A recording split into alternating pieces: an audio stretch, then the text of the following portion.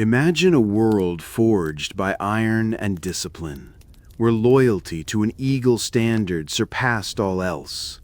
You were born into a society defined by military might, your path potentially leading from humble beginnings to the farthest reaches of the known world.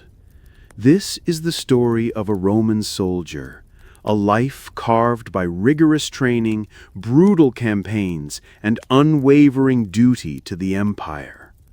If you like what I do, please like and subscribe. Now put on your headphones, pull up the blanket, take a deep breath, and relax. Your life began not in a senator's villa, but likely in a bustling provincial town or a sun-drenched rural area of the vast Roman Empire. You were born into a family of Roman citizens, meaning you possessed the invaluable rights and privileges of a free man, a crucial distinction in your world. Your family might be farmers, artisans, or small traders, their lives dictated by the rhythm of seasons or the demands of their craft. While not wealthy, they held their status as citizens with quiet pride. Your childhood was spent in close quarters, perhaps sharing a small, functional home with several siblings. The air would be filled with the sounds of daily labor, the scent of wood smoke, and the distant clamor of Roman life. You learned early the value of hard work and self-reliance, virtues deeply ingrained in Roman society. There was no room for idleness. Every hand contributed to the household's survival. The omnipresent shadow of the Roman army loomed large. You'd see legionaries marching through your town, hear tales of distant conquests, and understand that military service was a potent force shaping your world. Your parents instilled in you the fundamental Roman values: pietas, duty to gods, family, and state; virtus, manly courage and excellence; and gravitas, dignity and seriousness. Even as a child, you might play games mimicking soldiers, using sticks as swords, and imagining yourself a valiant legionary, an early taste of the glory you might one day pursue. The idea of Rome, not just as a city, but as an expansive, conquering power, would be a constant presence in your nascent understanding of the world. Your early years were practical, grounded in the realities of your social standing, yet imbued with the overarching spirit of Roman identity. You were a potential brick in the mighty edifice of the empire. This humble but free birth gave you the foundational right to serve, a path that many young men like you would eventually take, driven by necessity, duty, or the promise of a better future. Your education wasn't confined to scrolls and tutors, though basic literacy was often imparted. Instead, it was a blend of formal learning and rigorous physical conditioning, all steeped in Roman ideals. You learned to read and write, at least enough for basic accounts and military orders, a skill that set you apart from many in the ancient world. Perhaps a local schoolmaster or even your father provided lessons. Beyond letters, you were constantly taught the core Roman values: pietas, loyalty to your family, the gods, and above all, to Rome; virtus, courage, discipline, and manliness; and gravitas, a sense of dignity and purpose. Physical prowess was paramount. You spent hours engaged in running long distances, building endurance, and honing your speed. Every breath was a preparation for the road ahead. Wrestling was a common pastime and a crucial part of your physical development. You grappled with friends, learning balance, strength, and how to outmaneuver an opponent, skills vital for future combat. You practiced basic military drills with wooden swords and shields, mimicking the movements of legionaries you admired. The concept of formation and command was introduced early, Discipline was instilled from a young age. Obedience to elders, respect for authority, and the importance of self-control were constantly emphasized within your family and community. You participated in communal activities, perhaps helping with harvests or local building projects, fostering a sense of civic duty and collective effort. The stories of Roman heroes, Cincinnatus, Scipio Africanus, and countless others filled your imagination, inspiring you to aspire to similar acts of bravery and devotion to the Republic and later the Empire. This holistic education, balancing intellect with physical robustness and moral fortitude, prepared you not just for civilian life, but for the demanding, unforgiving path of a Roman soldier. Before you reached the age for military service, your days were filled with productive, youthful labor, essential for your family's survival and for building your own physical strength and practical skills. If your family were farmers, you'd be out in the fields from dawn till dusk, tilling the soil, sowing seeds and harvesting crops. You learned the rhythms of the land and the meaning of honest toil. You'd haul water from the well, split firewood, and mend fences, your muscles hardening with each strenuous task. The sun would bake your skin, and your hands would grow calloused. If your family pursued a craft, you'd assist in their workshop, learning the trade from the ground up. Perhaps you helped in a pottery, a blacksmith's forge, or a carpenter's shop. You learned to use tools, to work with your hands, and to understand the value of precision and patience. These practical skills, though seemingly mundane, would later prove invaluable in military life. The physical demands of daily life honed your endurance and resilience. You learned to push past fatigue, to ignore discomfort, and to find satisfaction in completed work. This period of labor also instilled a strong sense of responsibility. You understood that your efforts directly contributed to your family's well-being, a microcosm of your future duty to the state. Even during these years, the distant echoes of military life would be present. You might hear of new recruitment drives, or see seasoned veterans returning to their homes, their bearing different from ordinary men. These were the years of building your foundational strength, both physical and mental.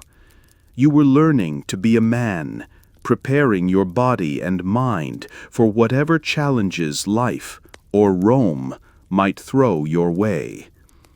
The discipline of consistent labor, the development of practical skills, and the understanding of contribution made you a sturdy, capable young man, ready for the next, more rigorous chapter of your life. The call to arms arrived, a pivotal moment that would forever alter the trajectory of your life. As you approached your late teens, typically between 18 and 20 years old, you faced a choice, or perhaps no choice at all. In times of great conflict or imperial expansion, a conscription might be announced. Officials would visit your town, calling up young men for service, and you, as a Roman citizen, would be expected to answer. For many, however, the decision was to volunteer. Life in your village or town offered limited prospects, and the army presented an avenue to escape poverty, earn a steady wage, and perhaps even gain glory. For non-citizens, particularly those in the provinces, volunteering for the auxiliary forces offered the tantalizing promise of Roman citizenship upon honorable discharge, a powerful incentive. You might have heard the stirring speeches of recruiters, painting vivid pictures of adventure, valor, and the pride of serving the greatest empire on earth. The prospect was daunting, a plunge into the unknown. You'd leave behind your family, your familiar routines, and the quiet comfort of home for the rigorous discipline of the legions. Yet there was also an undeniable pull, the chance to see the world, to fight for Rome, to become part of a legendary fighting machine. The lure of Virtus was strong. The enlistment process would be formal, a stark contrast to your civilian life. You'd stand before an officer, your name recorded, your fate sealed by a simple affirmation. Your physical condition would be assessed: height, strength, general health. Only the fittest were deemed worthy of the legion's ranks. This was no place for the weak. This momentous step marked the true end of your civilian youth. You were no longer just a farmer's son or a craftsman's apprentice. You were a recruit, a potential soldier stepping on to the path of destiny. The most solemn and binding moment of your transformation from civilian to soldier was the swearing of the sacramentum, the sacred oath of allegiance to the emperor and to Rome. You stood shoulder to shoulder with hundreds of other recruits, your heart pounding as a senior officer recited the powerful words. You repeated them, your voice blending with the chorus of determined young men. This oath was more than a mere promise. It was a religious vow, placing your duty to the emperor and the state above all else, even above your family, your personal desires, and your own life. You swore to obey all commands, to never desert, and to uphold the dignity of the Roman army. Breaking this oath was not just a military crime, but a sacrilege, inviting divine wrath. The very act of taking the sacramentum forged a new identity. You were no longer simply yourself. You were a servant of Rome, bound by an unbreakable spiritual and legal contract. The seriousness of the moment was palpable. You could feel the weight of centuries of Roman military tradition pressing down, connecting you to generations of soldiers who had sworn the same oath.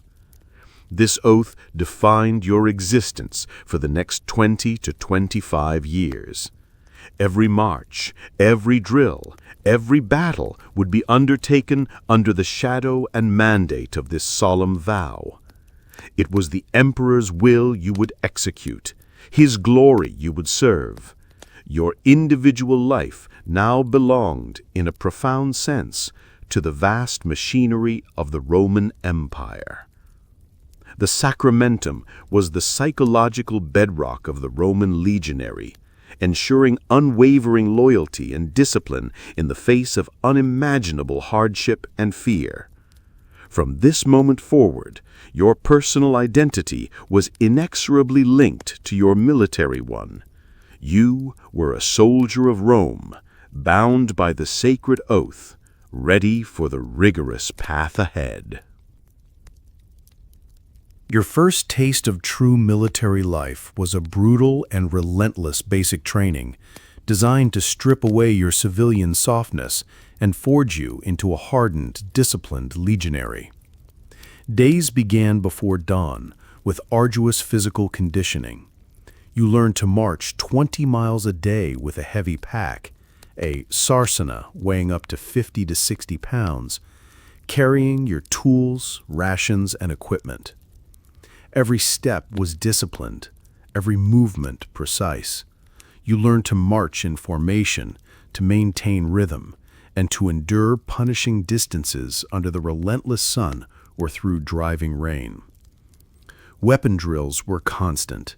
You practiced with heavy wooden swords and shields, mimicking the movements of real combat, building strength and muscle memory. But the legionary's skills extended beyond fighting. You learned to be an engineer. You spent endless hours digging ditches for fortifications, constructing earthworks, and building temporary bridges. You were taught to use the pickaxe and shovel with as much proficiency as the gladius, understanding that camp building was as vital to survival as combat itself. Discipline was enforced with an iron fist. Any insubordination, laziness, or failure to meet standards was met with harsh punishments, often physical, to instill absolute obedience. Your trainers, battle-hardened veterans themselves, pushed you to your limits, stripping away individuality and forging a collective, unbreakable unit. You were no longer you, but a cog in a legion. You learned basic camp hygiene, how to pitch tents quickly, and the importance of cleanliness to prevent disease. Vital lessons in a world without modern medicine. This rigorous training was designed to break you down and then rebuild you, physically and mentally, into the perfect fighting machine, ready to face the challenges of imperial expansion. After the brutal crucible of basic training, you were officially inducted into a specific Roman legion, a formidable fighting force of thousands of men, and assigned to your new home within it. You became part of a cohort, one of 10 within the legion, comprising several hundred men. This was your larger unit, your immediate military family, sharing a common purpose. Within your cohort, you were further assigned to a century, a smaller unit of around 80 men, despite its name, led by a centurion. This was your most intimate military family, the men you would fight, eat, and sleep alongside. Here, intense bonds of camaraderie began to form. These were the men who would literally guard your back in battle, share your rations, and endure the same hardships. Trust was absolute and vital. You learned the names and faces of your century, understanding their strengths and weaknesses. Their lives, and yours, were inextricably linked by the shared dangers and daily routines. This was your new identity. You were no longer just a recruit. You were a legionary of the X Legion, of the Y cohort, of the Z century. Your individual identity merged with the collective. The centurion of your century was your immediate commander, a grizzled veteran whose word was law. He was your mentor, your disciplinarian, and often the man who would lead you into the thick of battle. You lived in a shared tent or barracks with your century, the constant proximity fostering a profound sense of shared fate and mutual reliance. Privacy was a foreign concept. This sense of belonging, this intense bond with your fellow soldiers, was crucial for maintaining morale and discipline in the face of fear and the horrors of warfare. The Legion was your new family, your home, and your purpose. You were part of something vast and powerful, a cog in the machine that conquered and maintained an empire. The order came. Deployment. Your first campaign would take you beyond the familiar, perhaps to a distant frontier, marking your true initiation into the realities of military life. Imagine the nervous excitement and apprehension as your legion received its marching orders, perhaps to cross a significant border like the Rubicon, though not literally the historical one, symbolizing your entry into a new, potentially hostile territory. You marched for days, weeks, or even months through unfamiliar landscapes, the steady rhythm of thousands of boots echoing across plains and over hills. Every night you built a fortified camp. This was your first taste of foreign lands, different cultures, different languages, and unfamiliar landscapes that stretched beyond the reach of Roman roads. The air would be heavy with anticipation, the constant awareness of potential conflict. Every shadow, every rustle in the trees could signal an enemy ambush. You learned to forage for supplies, to live off the land, and to adapt to whatever conditions nature threw at you, from scorching sun to biting winds and torrential rain. Your first encounters with local populations would be a mix of curiosity and suspicion. Some would be receptive, others hostile, requiring careful navigation by your commanders. The sheer scale of the Roman army on the march was awe-inspiring. Legions stretching for miles, a visible manifestation of Rome's reach and power. You might participate in your first skirmish, a tense, brutal encounter that tested your training and your courage, leaving you breathless and shaken, but also surprisingly resilient.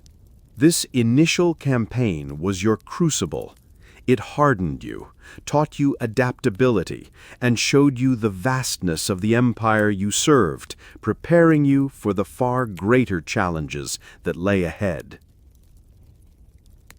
A Roman soldier's life wasn't just about fighting. It was fundamentally about building. You spent endless hours constructing fortifications, a skill as vital as wielding your sword. Every night, upon arrival at a new location, your legion would immediately begin to build a temporary marching camp, a castra. This was your mobile fortress, your refuge in hostile territory. You learned to dig the defensive ditch, fossa, with astounding speed, throwing the earth inwards to form a rampart, auger. Your hands would be raw and blistered from the constant digging. Next, you would cut timber to construct the palisade, volum, atop the rampart, sharpening stakes into formidable points. The camp would rise from the ground in mere hours, a testament to legionary efficiency.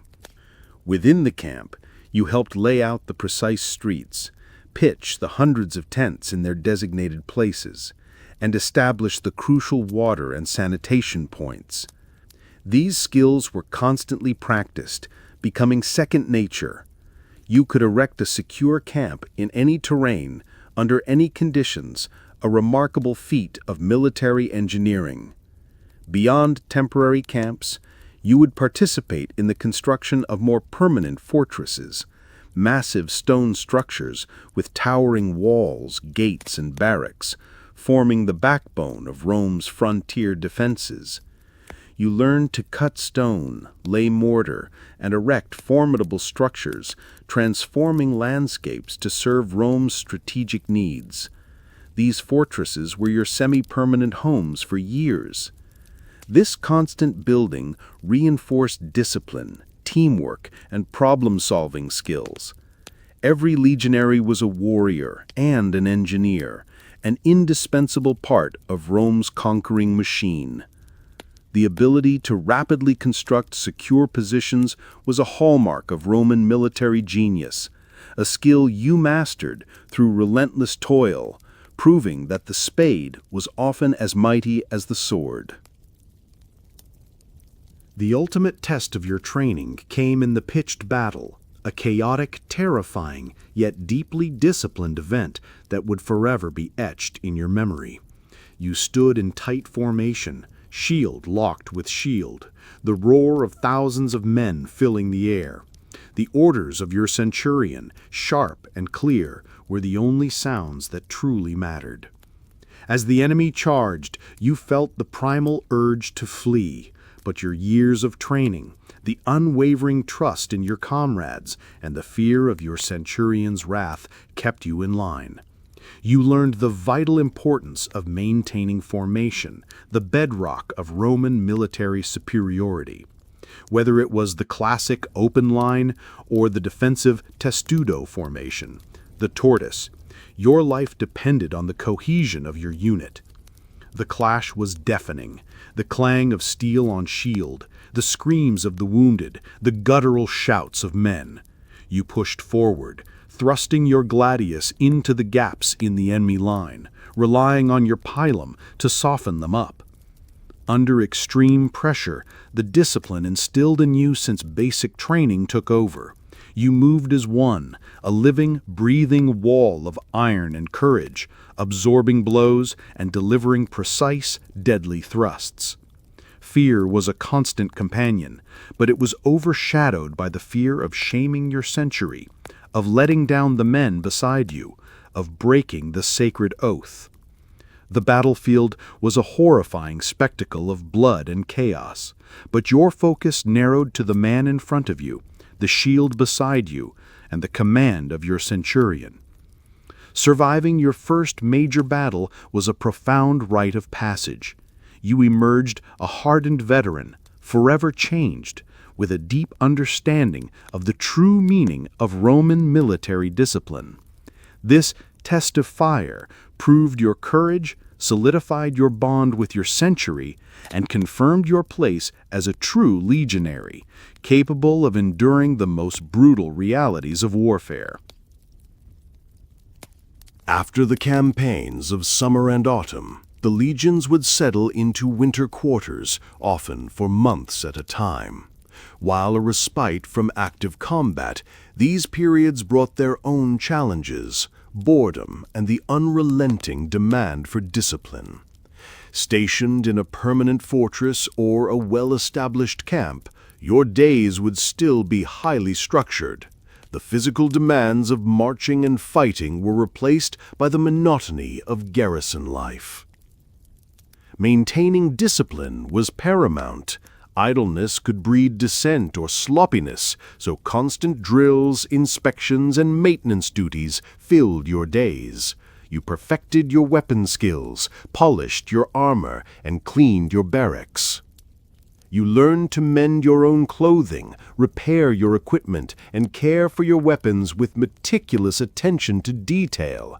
Every piece of gear had to be in perfect order. Homesickness was a pervasive feeling. Letters from home, if they arrived at all, were cherished. You yearned for the familiar faces, the local food, and the simple comforts of your former life.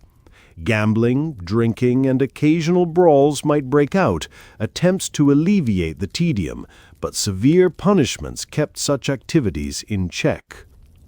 The cold, damp conditions of winter, particularly in frontier garrisons, added to the discomfort.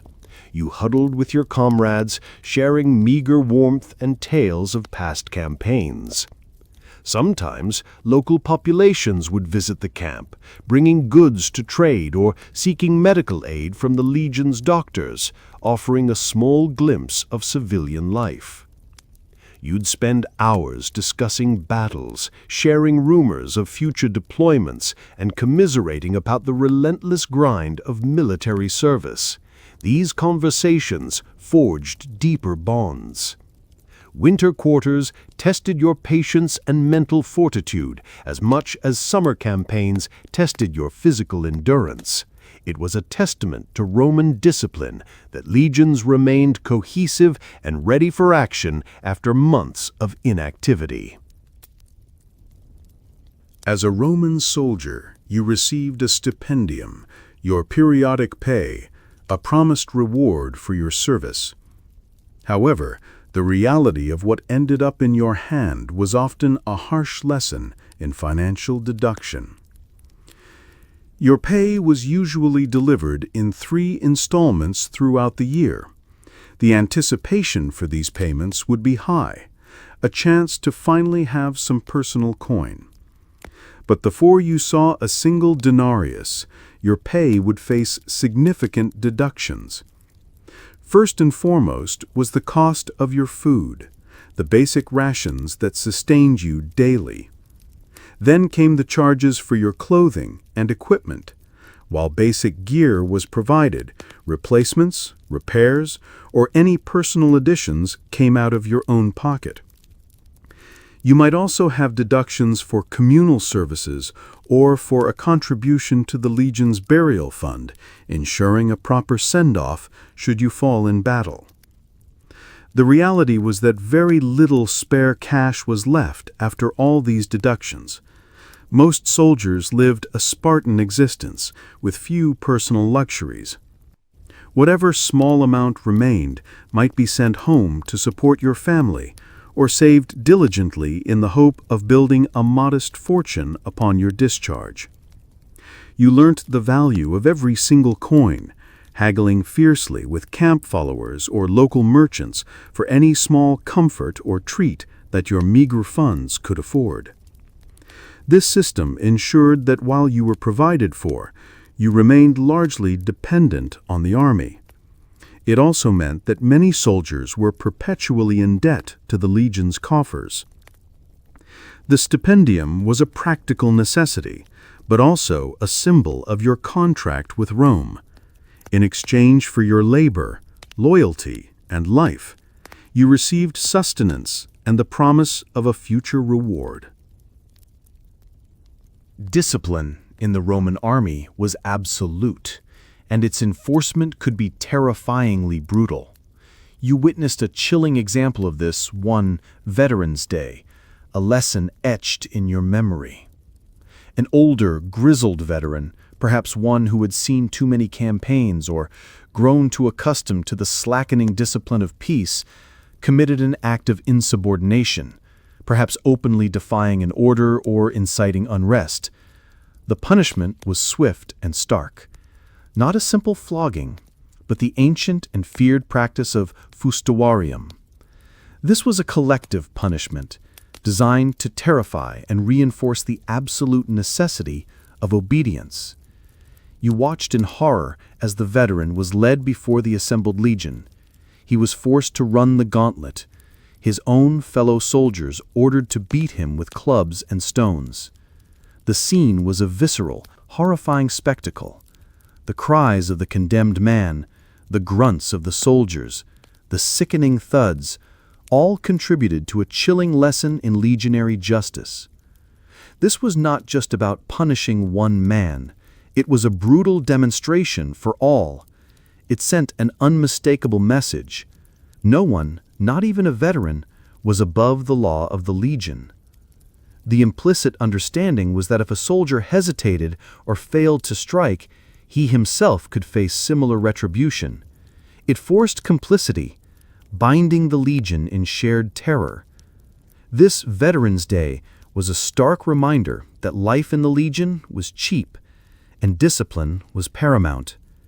Individual life was secondary to the collective strength and obedience of the unit. You left the grim scene shaken, but with an even deeper understanding of the unwavering discipline required. It was a chilling testament to the lengths Rome would go to maintain order. This brutal rebuke reinforced the sacramentum in the most visceral way possible, ensuring that the fear of breaking ranks was almost as great as the fear of the enemy. Amidst the harsh realities of military life, opportunities for recognition and advancement, however small, could arise. You might find yourself either promoted or assigned to a particularly challenging special task.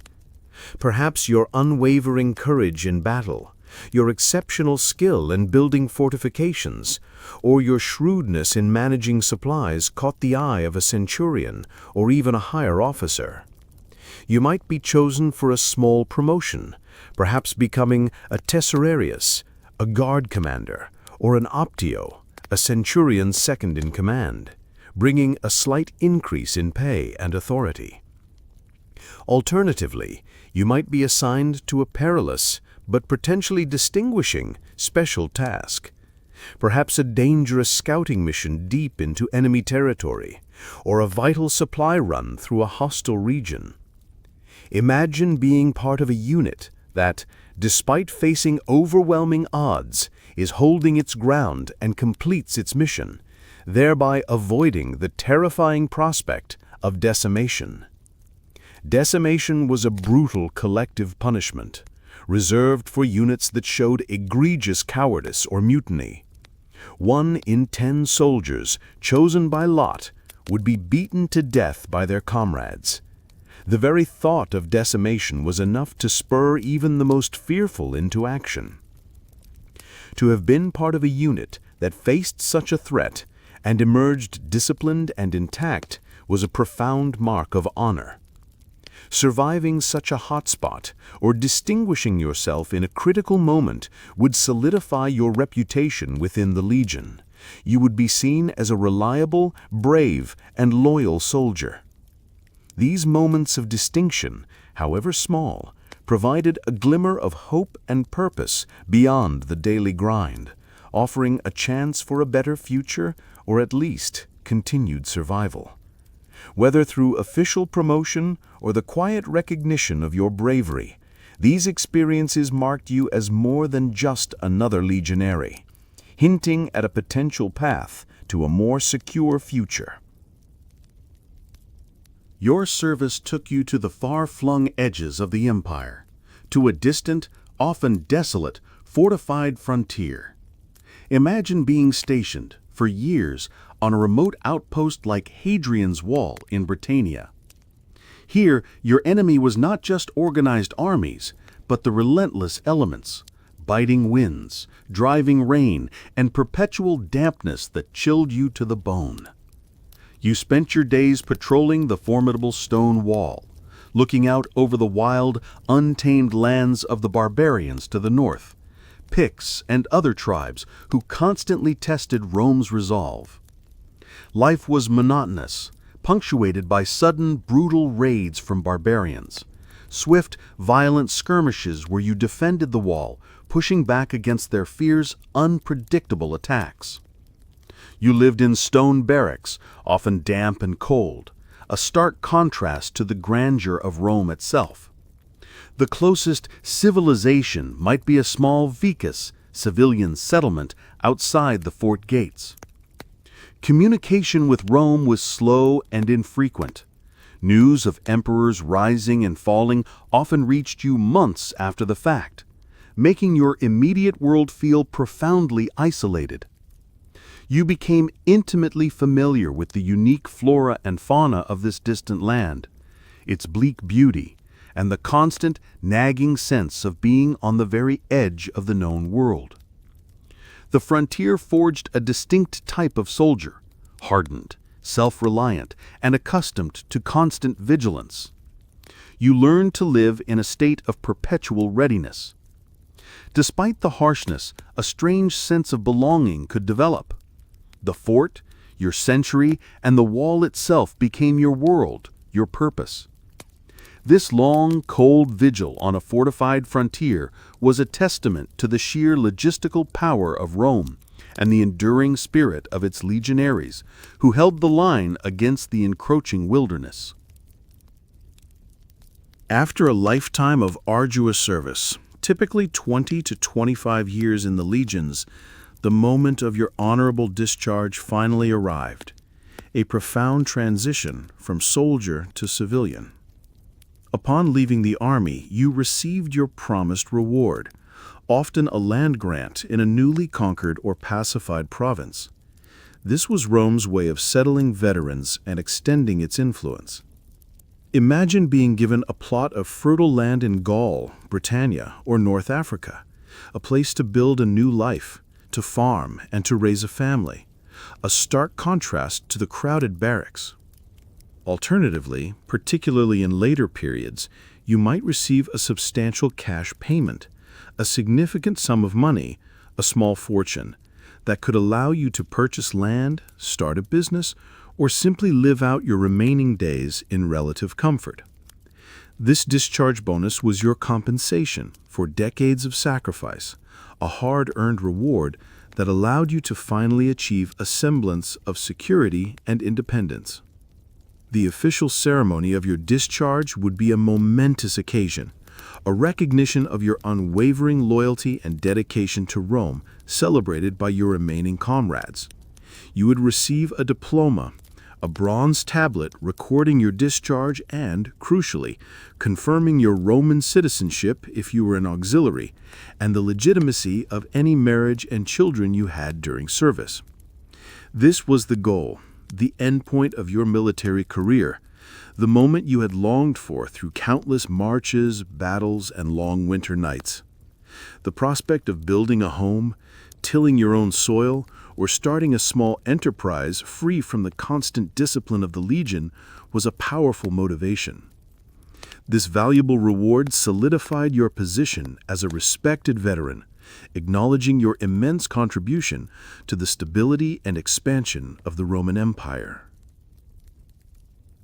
Returning to civilian life after decades of military service was a profound and often challenging adjustment.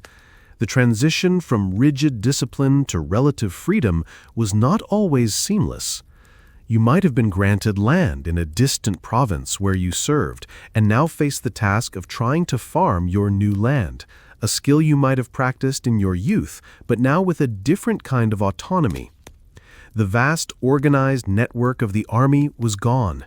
You were now responsible for your own shelter, food, and security, tasks that the Legion had provided for so long.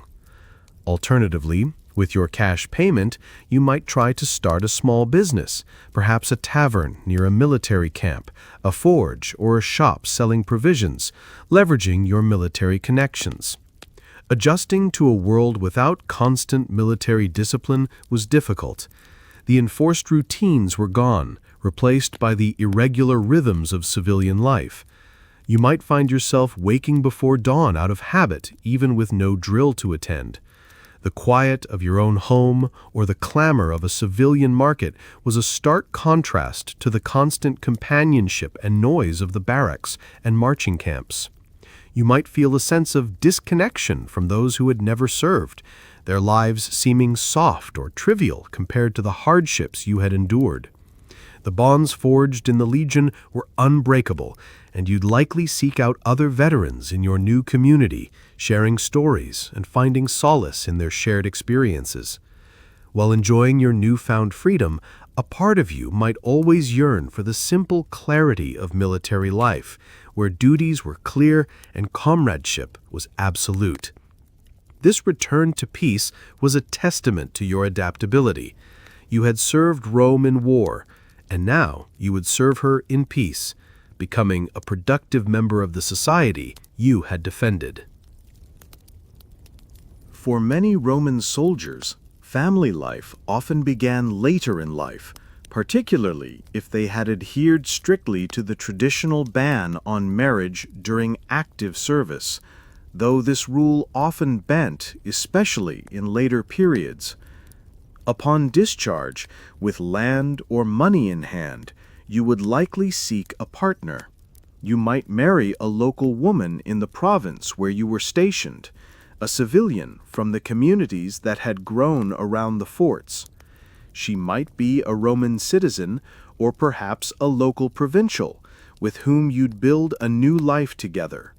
Your marriage would be a testament to the stability your service had earned. The focus would turn to building a home, whether on your new farm or in a small house near your business. You would learn the rhythms of domesticity, a stark contrast to the barracks. You would then have children, continuing your lineage and ensuring the next generation of Roman citizens. Your children would embody the fusion of your military past and your civilian present. You instilled in them the same Roman values that had guided your life: discipline, loyalty, and respect for authority. You might share tales of your campaigns, shaping their understanding of the world. Your family became your new century, your household your new fortress. You protected them, provided for them, and guided them with the same unwavering commitment you had shown to Rome. The comforts of a stable home and the joy of raising children were hard-won rewards, a profound peace after decades of martial turmoil. This late marriage and subsequent family life were a common trajectory for veterans, allowing them to finally establish roots and contribute to the civilian population they had once defended. Your family was your legacy, embodying the enduring power of Rome through the generations, building a future on the foundation of your past sacrifices. As you entered old age, your status as a veteran would elevate you within your community. You became a respected, perhaps slightly feared, elder, a living embodiment of Roman strength and discipline. Young men would look to you with a mixture of awe and curiosity, eager to hear your tales of campaigns in distant lands, of fierce battles and legendary marches. Your stories would be lessons in courage. Your quiet demeanor and firm gaze, honed by decades of military life, commanded respect. People knew you were not to be trifled with, and your word often carried significant weight in local matters. You embodied Roman discipline in your daily life, your organized home, your punctual habits, your pragmatic approach to problems. You were a living example of gravitas and virtus. You might be asked for advice on local disputes, or consulted on matters requiring logistical planning or strategic thinking, drawing on your extensive military experience. Your fellow veterans would gather, sharing a bond only they could understand, reminiscing about shared hardships and triumphs, their camaraderie enduring beyond the battlefield. You might participate in local veteran associations, helping to maintain the old legionary ties and support less fortunate comrades.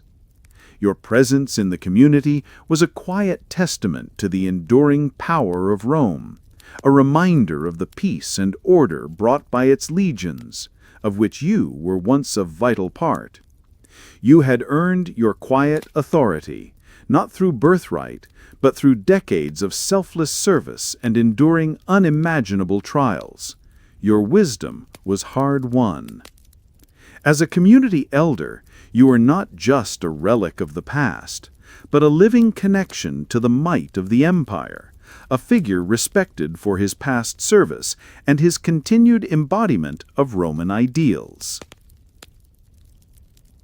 After a lifetime of rigorous service to Rome, your journey eventually came to a close. You would likely experience a peaceful demise in old age, surrounded by your family, a profound quiet after years of tumult. Your body, though perhaps scarred and weary from decades of campaigns, would finally find its rest, succumbing not to the sword or disease of the battlefield, but to the gentle erosion of time. Your passing would be mourned by your family and respected by your community, a testament to the life you had lived, one of purpose, discipline, and unwavering loyalty. You would be buried with honors befitting a veteran, perhaps with a simple stone marker detailing your legion, your years of service, and a brief epitaph celebrating your virtus. Your grave, whether a small plot of land you tilled or a designated veteran cemetery, would be a final resting place for a true servant of the empire. The sounds of the barracks, the clang of arms, the shouts of centurions, these would fade into the distant echoes of memory, replaced by the quiet dignity of your final repose. You left behind a legacy not just for your family, but for the community you helped build and protect. You were a part of the vast machine that shaped the ancient world. Your life, from the simple farm to the distant frontier, from recruit to respected elder, embodied the spirit of Roman expansion and endurance. You were one of countless anonymous heroes who built and maintained the greatest empire the world had ever seen. Your sacrifices contributed to its enduring power. Your final peace was a well-earned reward for a life dedicated to duty, a testament to the fact that even the most arduous journeys can end in quiet, dignified rest. Your story, a testament to Roman discipline and perseverance, concludes. From your earliest drills to your final peaceful rest, you embodied the might of the empire. Your life, a blend of harsh realities and profound purpose, remains a powerful echo in the annals of history. Remember, life is a journey, and every journey has its end. Now relax and enjoy the silence, for your story is complete.